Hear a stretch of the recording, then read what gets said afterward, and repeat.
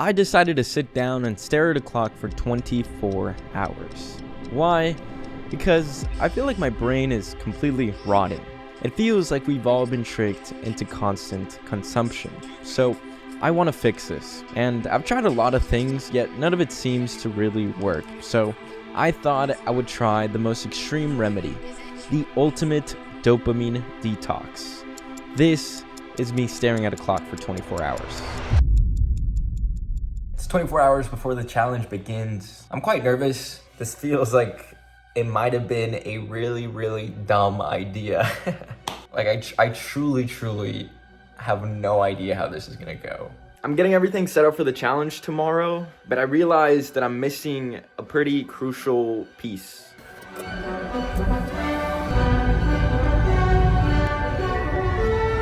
This is so, why am I vlogging this? Which clock will I stare at for 24 hours? I think this is it.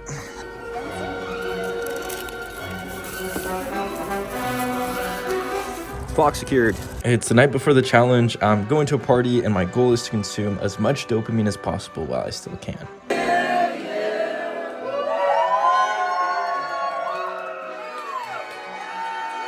That was a mistake.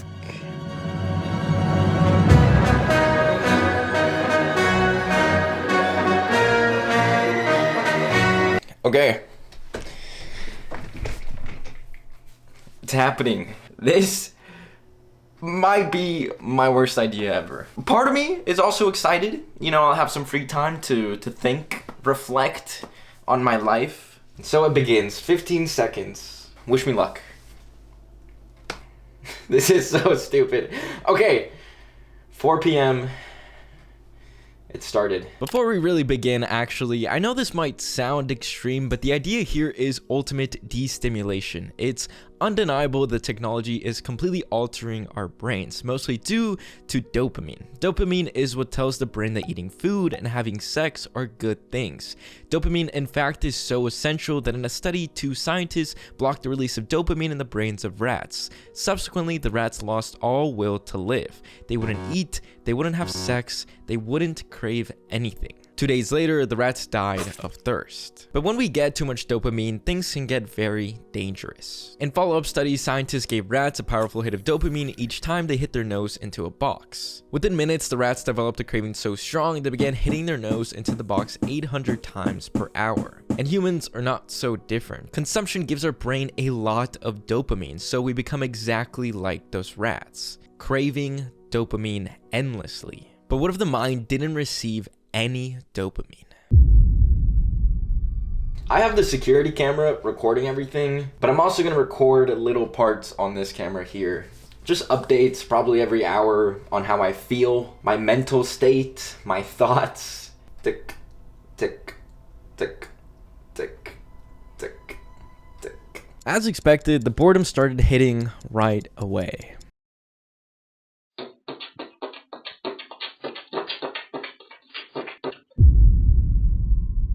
I honestly feel pretty good. It's pretty boring staring at a clock. The seconds hand is probably the most entertaining thing, which kind of says a lot. This is when the security camera light started doing some weird things, so that's why you see the lighting change so much. I've been thinking a lot, thinking about life, love, thinking about purpose.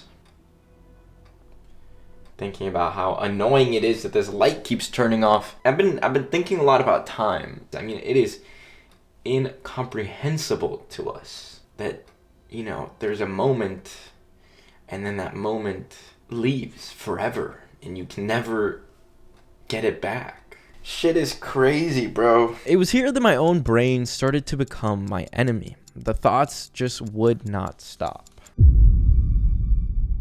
Hour 3 is done. It was by far the hardest hour. I've started like making up games with the clock, which I think is a sign of my current mental state. The mental decline started hitting hard. Boom! We are officially 4 hours into the challenge. We still have 20 more to go. The more that I think about it, the more anxious I get.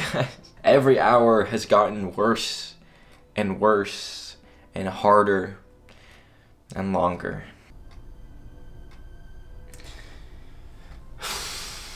I honestly did not expect it to get this hard this quickly, but I was already struggling a lot.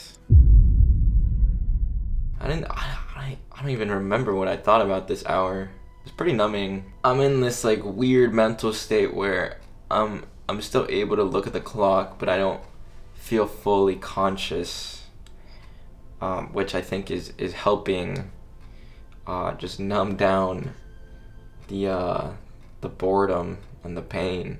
I even started hitting myself to see if I could feel anything.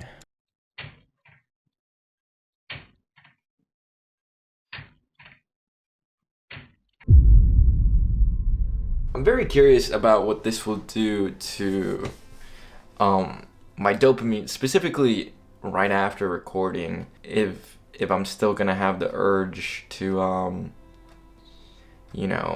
start scrolling through TikTok for hours, or if the simpler things will give me enough dopamine for me to be satisfied. My mind became so numb that any type of dopamine sounded amazing.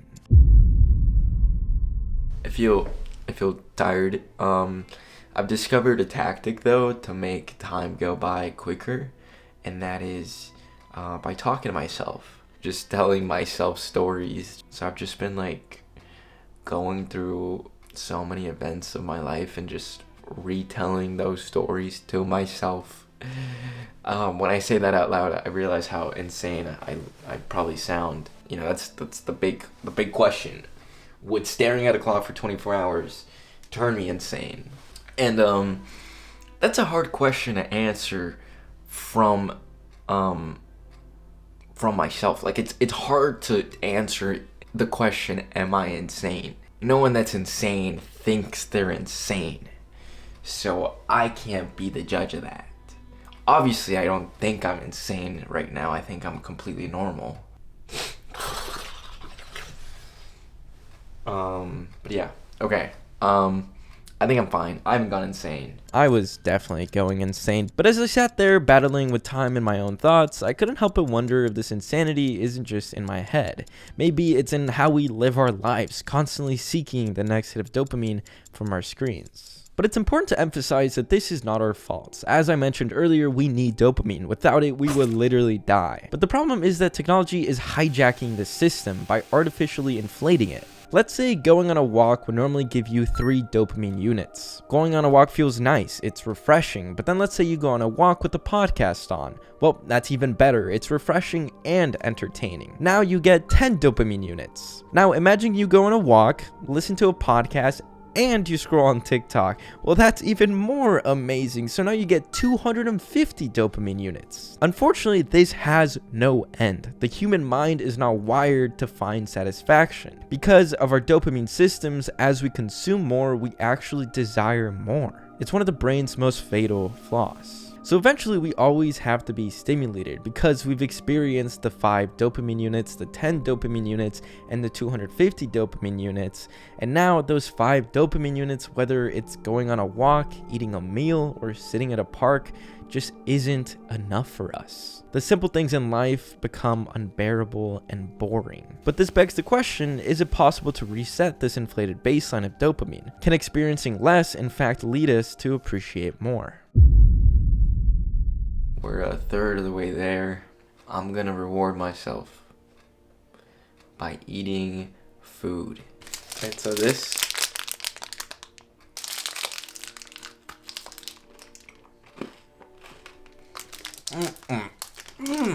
I haven't felt anything in so long that eating a chocolate right now is the best thing in the world. I am so happy right now. That was awesome. That was really good. I mean this when I say that was one of the best chocolates I've ever eaten, but not because of its taste, but because my dopamine baseline had been temporarily reset, that the simple act of eating candy became incredibly satisfying. It's 1 a.m. So a lot more to go. It also started to rain. So like the sound of the rain is so relaxing too. As we got deeper into the night, I started to really struggle to stay awake. I felt so numb and my brain just didn't know what else to do. Oh god.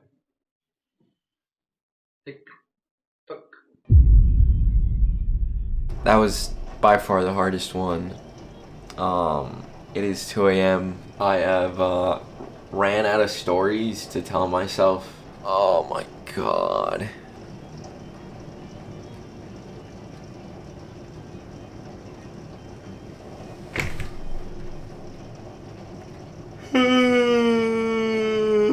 Everything's starting to blur together. I don't remember anything. The numbness started to become unbearable. It's hard to describe what it feels to feel nothing, but trust me when I say it is not pleasant. I'm not gonna lie, it's been kind of rough. But yeah, I've been doing a lot of thinking about my life. Not every thought is happy, I'll say that. I feel like typically if I have, a thought that isn't the most positive one, you can drown out. You can drown it out with something, anything, but right now I can't. My mind really started to become my own enemy, and with nothing to drown out the noise, I was forced to deal with thoughts I would normally drown out. I've run out of things to say. I feel nothing. This was probably one of the lowest points of the entire challenge, but I guess I was achieving my goal of ultimate destimulation. I hear like the sirens of like ambulances. Like I hear the city like starting to wake up. All the people with their everyone going to work. And I'm sitting here staring at a clock. It's kind of crazy. I had honestly forgotten about the rest of the world, so it was nice having something else that was not a clock ticking. Good morning, everyone. It is 7 a.m. I've lost track at this point. I have no energy whatsoever. I'm sad. I'm bored.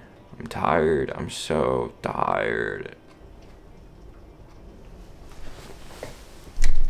In this moment of solitude, I couldn't stop thinking about everything I was missing out on. All the amazing and cool things that were still happening without me. And this sometimes can be hard to deal with. FOMO. The fear of missing out is a big problem. With so much going on at all times, it's very easy to feel left out. This is a big problem because our brain literally cannot handle everything. We have a limited brain capacity, known in neuroscience as working memory. Research suggests most people can hold about 10 items in their brain at a time. And as we attempt to cram all this information into this finite space, we don't expand our minds, instead we fragment them. We divide our mind into smaller and smaller pieces to fit the abundance of information. By exceeding this limit, we end up eroding the efficiency and quality of our cognitive functions. This is not good, all because of our fear of missing out.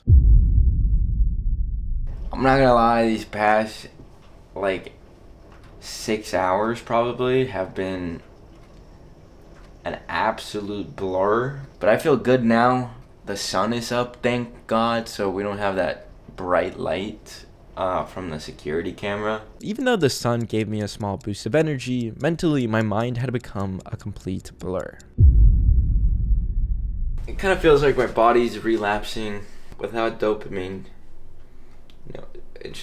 I don't feel complete. My mind kind of stopped craving anything. For a while, all I could think about was fixing the boredom with consumption, but it felt like my mind was actually starting to come to peace with nothing. I've started to dream a lot. I think there are probably moments where I fall asleep for brief periods of time and I start dreaming, but then I'm awake and I'm still dreaming. So that's been going on. In hindsight, what I think was happening here was that I started dreaming of staring at a clock, so the line between reality and dream started to blur. I didn't really know which was which. I'm just numb. I think I'm numb to everything, so I can withstand anything. But it's become kind of nice, low-key. Me and this clock have become good friends. Dare I say, I started to kind of enjoy the boredom a little bit. I started to accept the numbness as a positive thing, sort of cleansing the brain rot I had previously felt. I can't even have thoughts. My mind is a clean slate. I have achieved. I don't know what I achieved. I didn't fully realize it in the moment, but this is exactly what I had set out to do.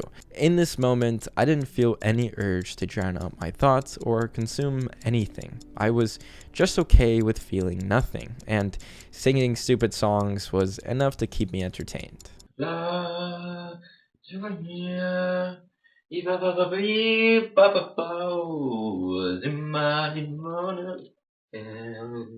Don't judge me, please. I have resorted once again to talking to myself like a maniac, making noises and creating characters in my own head that have conversations with each other.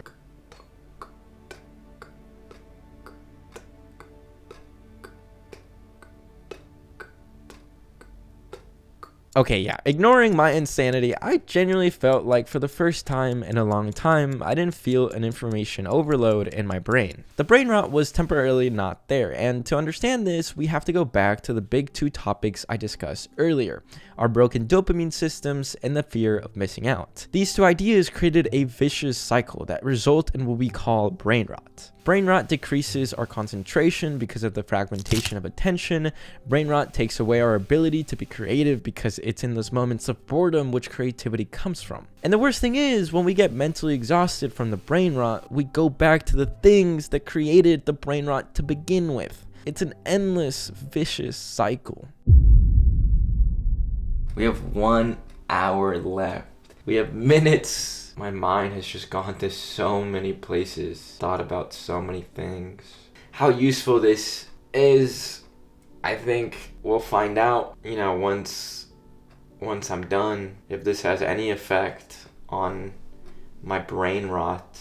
I mean, it's definitely been an interesting experience to be alone with my thoughts for so long. It had been a long, hard, boring, and tedious journey, but after exploring the depths of my own mind and experiencing the most excruciating boredom imaginable, it was finally coming to an end. I could see the finish line. It's happening. It's currently 3:47. We started at 4 yesterday. First of all, I want to thank my mom. I want to thank my dad for supporting me on this journey. I want to thank the Academy for their support. It's been a pleasure. Bro, get me the fuck out of here. I'm going crazy.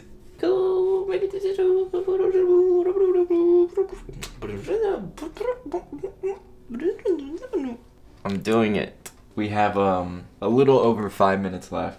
I feel completely in my own little world right now. It's just me and a clock. There's no Twitter, there's no TikTok, there's nothing. I am disconnected from the world. It was honestly a pretty positive experience. We got 1 minute left. 1 minute left. Knowing me, I'm probably gonna go back to scrolling on TikTok for hours, but I'm really hoping that this taught myself a lesson that it's okay to miss out. It's okay to be bored and just sit with your own thoughts sometimes. And you don't always have to move at 100 miles per hour. 5 more seconds. 3, 2, 1. I did it! Fuck you, clock. I really just want to smash my head into this thing. Wow, I'm so overwhelmed. Fuck this shit, dude. I did it. Mom, are you proud? But yeah, this was a very eye-opening experience, very boring experience, but in a good way. We should appreciate boredom more. I don't think we do that enough.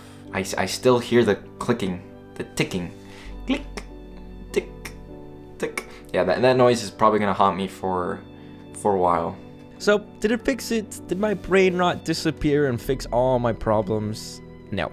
Unfortunately, it didn't magically solve everything, but through this experience, I have learned a lot and started to make massive efforts to fight against the evil brain rot cycle. The first thing is meditation. Training your mind to be bored and sitting alone with your thoughts is crucial. It helps us get into the habit of disconnecting and just being in the moment. The second thing is digital detoxes. You don't have to be crazy like me and stare at a clock for 24 hours, but setting better boundaries and time limits of when you use your devices can be very beneficial. But both of these you probably already knew. The third one, and in my opinion the most important one, is redefining the problem. There's this theme in Alan Carr's famous book, Alan Carr's Easy Way to Stop Smoking, that says that shifting the way you view the issue can solve everything. By consuming less, it's not that you're missing out on anything. You're not getting any real happiness from this dopamine. By consuming less and missing out, you are prioritizing yourself,